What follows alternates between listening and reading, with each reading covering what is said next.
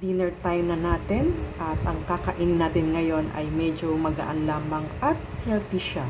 So, ang ating food ay ito, fresh lumpia. And may sauce siya at ito yung lumpia, nakabalot pa siya. Tapos, saging at tubig. Isang masayang araw, hapon at gabi sa inyong lahat guys. Saan mo kayong panig na mundo naroon ngayon? Hello, hello! So ang ating dinner ay ito nga. Napaka-light nito. So mabilis natin kakainin nitong dinner. So, bakit nga ba ganito ang kinain o kakainin ni Choco Pam?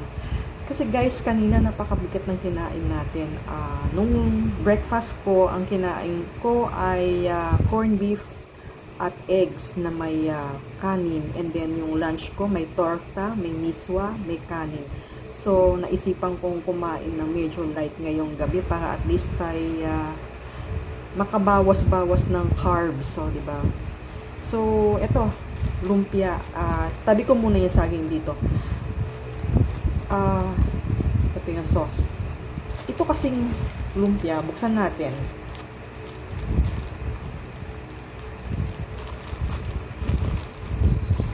Papakita natin guys yung ating lumpia. Ito guys yung aking kakainin. So inunwrap ko na siya. Ang nasa loob ayan, meron siyang lettuce, tapos meron siyang singkamas, may carrots, tapos itong brown, hindi ko alam kung ano ito, hindi ko alam kung garlic ito, mukhang garlic siya. Healthy food siya. Kapag tinatamad akong kumain, kadalasan itong kinakain ko, lumpia fresh, dahil at least para magkaroon ng laman yung sikmura. Tapos nagmerienda pala ako kanina guys ng bibingka, kaya medyo mabigat ang aking kinain ngayong araw. So naisipan kong light lang ang kainin kong dinner. So ito lang, walang rice, walang ulam. So, ito yan. So, yan guys, nilalagay ko na yung sauce ng lumpia. Isa sa mga favorite kong kainin yung lumpiang fresh, yung gulay. Mas masarap ito kung ito yung yung ubod. Lumpiang ubod. Ano siya, yung ng nyog. Sabi nila ugat ng nyog. Ugat ba o hindi ko alam guys kung ano yung basta ang sabi nila yung lumpiang ubod ay pinapatay na daw ang isang coconut tree kapag kinukuha yung lumpiang ubod. Hindi ko alam kung ugat nga ba talaga yan. Sabi nila ugat, pero hindi ko alam guys. Ano ba yung lumpiang ubod? Ayan, i-share nyo sa comment section below kung ano yung sang part ng nyog o ng coconut tree yung nanggagaling yung lumpiang ubod.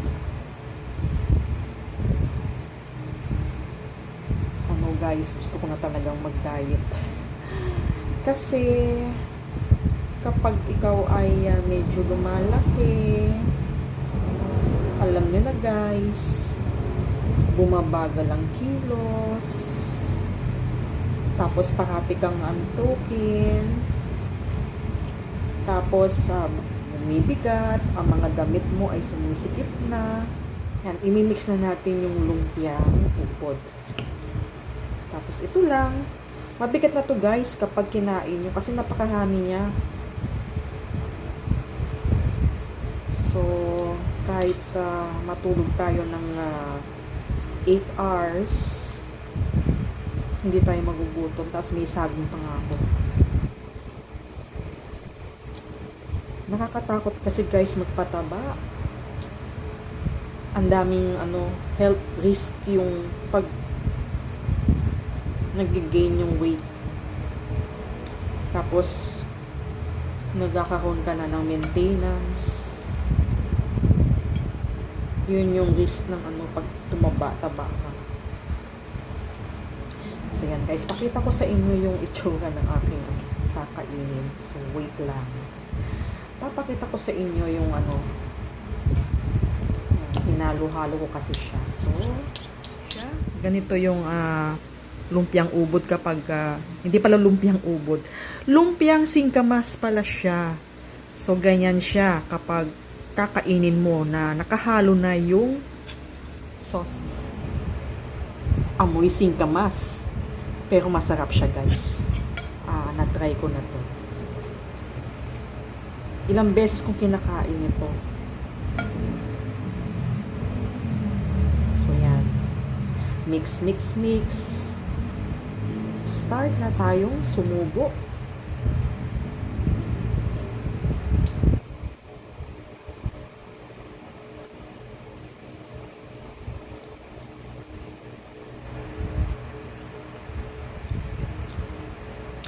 Masarap siya.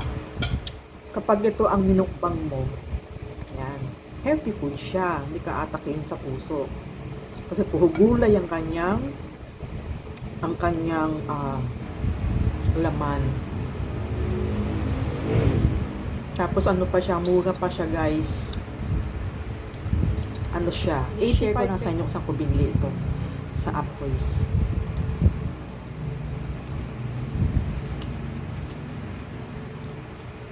This is not sponsored. So, malimit ako bumibili doon. Kasi, healthy yung food. Tapos, pinapakita nila kung paano nila ginagawa itong lumpia. So, diba guys, yung mga malakas kumain ng baboy, malakas kumain ng mga bawal. Enjoy sila kainin yun. Pero, sa totoo lang, pagdating ng panahon, mai-realize mo na at darating din yung punto na sasabihin mo sa sarili mo, ba't ko ba ginawa yung bawal na kumain ng mga bawal? Kaya sabi nga nila, mamatay sa sarap. So, kumain ka ng mga masasarap na pagkain. So, magbilang ka lang ng ilang araw, baka yon. Kumain ka ng mga baboy, kumain ka ng mga itlog na isaw, ganyan. Magbilang ka lang ng, sabihin natin 2 taon, yung ugat mo, yung dumadalo yung dugo dyan, malamang parado na. Nag-aano na siya, nahirapan ng dumaloy. Kaya nga nagkakaroon ng maintenance sa, yan, katulad ko, may high blood. Kaya nagkakaroon ng maintenance kasi nga, nagbabara na yung hindi na tuloy-tuloy yung daloy ng dugo kasi nga malapot na yung dugo. So, kailangan ng gamot para maging malabnaw yung, para dumaloy yung dugo. At syempre, para malinisan din yung dugong dumadaloy. Nagpupunta sa kidney, sa liver, di ba? Yan. Simula, guys, nung natake ako. 45 years old ako nun. 50 na ako ngayon. 5 years ago. Natake ako, guys. Nandiling paningin ko. Taas ng BP ko. Nahihilo ako. Muntik na akong masubsob. Halos matumba na ako. Tapos nagpatakbo ako sa clinic. Doon sa mall. Tapos nung chinek yung BP ko, taas, guys. Takot sila, baka ma-stroke kasi ako. Medyo mataas. Pinagmamadaling nila akong pumunta ng ospital. Hindi biro ang kumain ng mga mababawal o bawal na pagkain, mababawal. Mga bawal na pagkain gaya ng baboy, itlog na marami, balot, kwek-kwek, mga tokneneng, mga barbecue, isaw. Hindi magandang kumain ng sobra-sobrang kanin. So, yan. Alam na this. Mga ibang naman.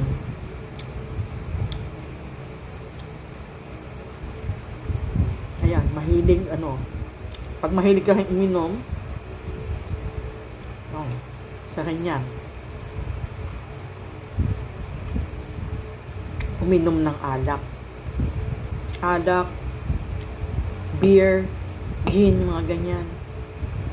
Pag inaraw-araw mo, sa side ng father ko, yung mga lalaki, sa side ng father ko, halos lahat sila patay na.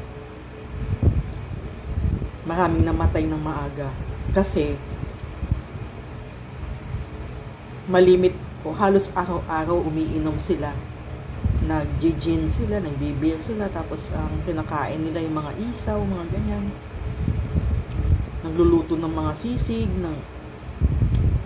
basta yung mga pulutan na gaya ng kilawin. Yan. Siguro mga 50 years old. Mga ganyan. So, yung pinakamatandang namatay, yung ano na siya, bag 80, mga 81. Yun ang pinakamatanda na matay sa kanila lalaki. Dati ko 79. Tapos yung mga ibang lalaki na mahilig uminom, mga 50. May mga pinsan din ako. Sa 40 pa lang, patay na. Guys, never pa ako nakatikim ng ng mga gin, ganyan, ng mga ang tawag nito yung malalakas na alak. Hindi pa ako nakatikim ng ganyan. Siguro nakatikim na ako ng alak, yung mga parang cherry, yung mga ganyan, cherry wine, grape wine, ganyan. Pero yung mga gin, yung mga yung mga alak ng matatapang, mga vodka, hindi. Beer, nakatikim din ako. Pero, ayun, pinatikman ako ng tatay ko noon nung bata ako. Baka malaman ko dahil lasa ng beer. Kaya pinatikman ako ng tatay ko noon. Pero, hindi ko gusto yung lasa. Ito guys, yung kinain ko. Yan. So, masarap siya. Malimit akong bumibili sa kanila. Ito yung lumpiang special, 85 pesos. Kulit ko guys, parang good for 2 eh. Kaya kalahati nito, mabubusog ka na. Mabubusog na nga ako guys. Pero kailangan ubusin. Mabubusog na ako guys. Pero pinipil kong kainin, ubusin to para konti na lang guys. Ubus na yung aking lumpia. Finally, naubos natin. So, magbabanana tayo. Kahit busog na tayo, kain pa rin tayo ng fruits. Hanggat maaari kung meron akong pera, bumili tayo ng fruits kasi kailangan natin. Ito kasi potassium.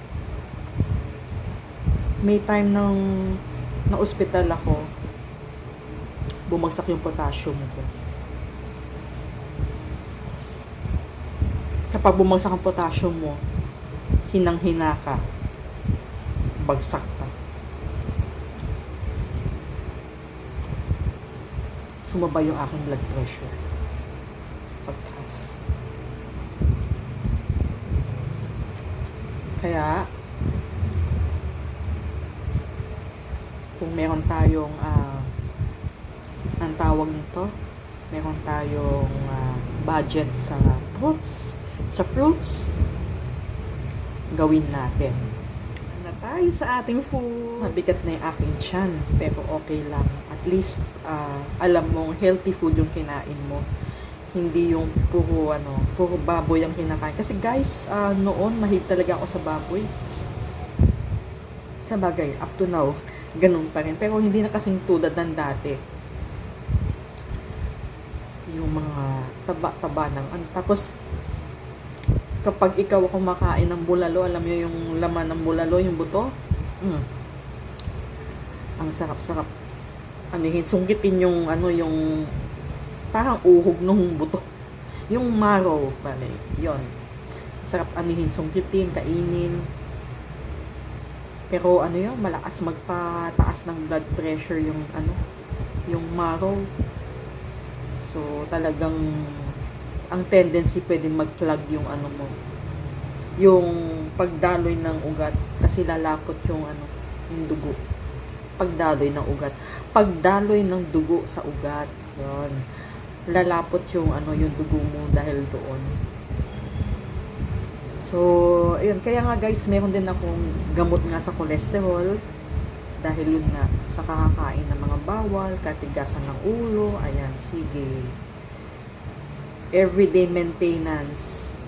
So, kung kayo ay mahilig magkakain ng mga baboy, mga bawal, alam na this, kapag halimbawa ay inatake, alam mo na ang kalakip nun ay mag-everyday ano ka na, maintenance. Hindi mo pwedeng mintisin yun. Kasi kapag minintis mo ng isang, ng 2 ang 3 araw, ganyan, aatakihin ka tapos mas tataas yung dosage ng ano. Kasi tinry ko yan guys eh. Tinry ko yung pag ano ng gamot, pagtigil. Hininto ko dati yung aking gamot ay losartan na ano lang, 5 milligrams. Tapos sabi ko, pwedeng ihinto to. Hinto natin. Mababa lang naman eh. Makuha sa ano. So, mga ilang weeks yun. Hindi, 1 week lang. 1 week. After 1 week, natake uli ako guys. Naging ano siya, naging amlodipine. Naging 10. Yan. Amlodipine 10. Tapos hininto ko ulit sa katigasan ng ulo ko dahil ayaw ko bumili ng gamot. Ayan. Tumaas. Naging combination na guys. At higit sa lahat, nadagdagan pa ng isa. Yung ano, yung cholesterol. So, kaya kung kayo ay mahilig kumain ng mga bawal, alam nyo na.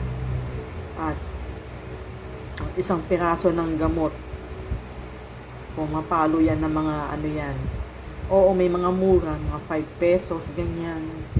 O kung 2 gamot mo, 5 plus 5, 10 pesos. Pero kahit na 10 times 30 days is parang 300 na yon. So, kahit paano ang 300 ay malaking nagagawa sa ano ng budget mo. So, yun. Imbis na mag-ano ka na healthy lifestyle, eh, wala. Tinuloy-tuloy mo. At saka yun nga guys, mahilig ang kumain ng mga anli-anli. So, yun nga, pag inasal, o kaya yung Tokyo-Tokyo, yung ganyan, nakaka-4 na rice, cups ng rice, 5.